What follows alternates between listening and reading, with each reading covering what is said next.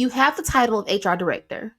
But when you walk into the room with executives, you feel like your voice barely registers. You don't have a big team, you don't have a big budget, and you're left wondering, how can I earn their respect if my resources are limited? The truth is, executive respect does not come from a big head count or a big budget.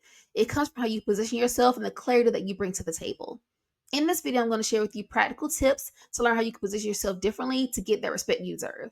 If you've not subscribed to the channel just yet, I invite you to hit the subscribe button, turn on notifications to not miss any future videos from me about ways to elevate your HR career on purpose and with purpose.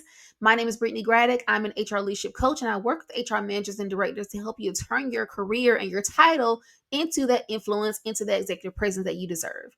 Starting my career from an unpaid HR intern, now working in executive leadership, I've learned how to turn respect into influence, not from a bigger budget or a bigger team, but from having a clear positioning, clarity, and confidence in how I'm showing up in my role.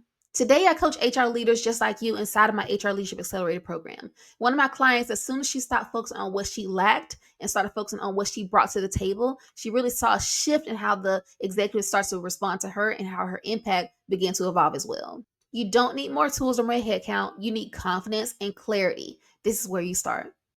First, redefine your role beyond HR administration.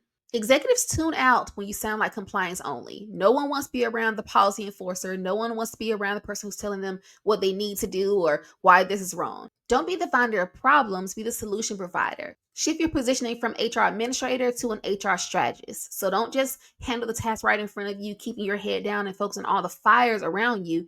Instead, think several steps ahead, think several years ahead, and find ways to optimize your current processes, optimize your systems, and create well-oiled machines that support the business and the people in those businesses. As you refine your work, you must lead with clarity and not complexity. Executives don't want jargon, they want impact. And now HR is infamous for our alphabet soup, from the FMLA to the ADA to the ADAA to the EEOC and all the things in between. But they don't want to hear about that. They want to hear about the impact of the work that you're doing. How can you not only make sure that you're in compliance with what you're doing so the company doesn't get sued, but how can you make sure that you're also able to help to retain employees and create an employer brand where employees want to stay, where you're an employer of choice and not an employer of convenience?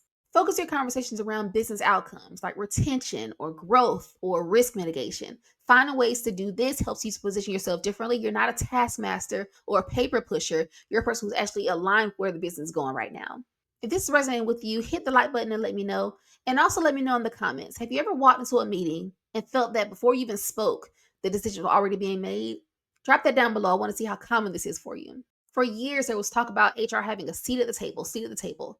Now you're in the room, but is your voice being heard? So you want to make sure that you position yourself as a strategic partner. Being in the room, being at the table is not enough. You've got to be seen as someone who can actually drive business outcomes and someone who can influence direction, influence your projects, and influence people around you. Whether you know it or not, there's already a narrative about you within your company.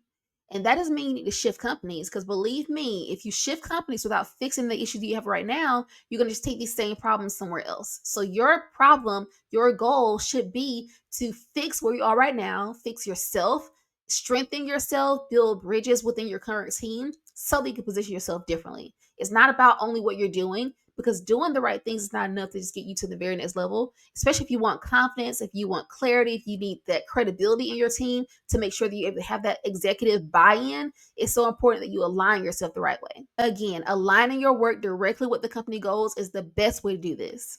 As you put in all these pieces together, you must build influence without new resources. Waiting for a bigger team or a bigger budget is just going to keep you in a waiting cycle, a waiting pattern.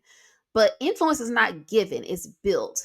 So you've got to find ways to make the most of what you currently have. So the Bible says, if you're faithful over a few, then you'll be blessed with more. And I really believe that's been the story over my whole life, over my whole career.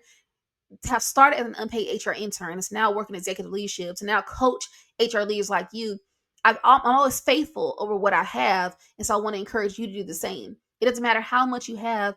It doesn't benefit the company alone if it's going to just give you more team members or give you more resources or more money around a project that you're working on, if you've not shown yourself to be faithful over what you have right now. So you've got to find ways to align your work with the business goals, but also make the most of what you have right now. Adding more people is going to add more problems. It's going to add more team dynamic issues, more possibly departmental issues. Adding another team member is not the solution always. You've got to find ways to optimize what you have right now. And that starts with being a true leader of yourself and of the things around you. Believe me, respect comes from how you use what you already have. Executive respect does not come from budget size, it comes from clarity, positioning, and influence. That's exactly what I teach inside of my HR Leadership Accelerator program, where I work with HR managers and directors to help you to take your current role and build it in a way that you feel confident about the work you're doing and you don't feel like you're on shaky ground, losing your job at any moment.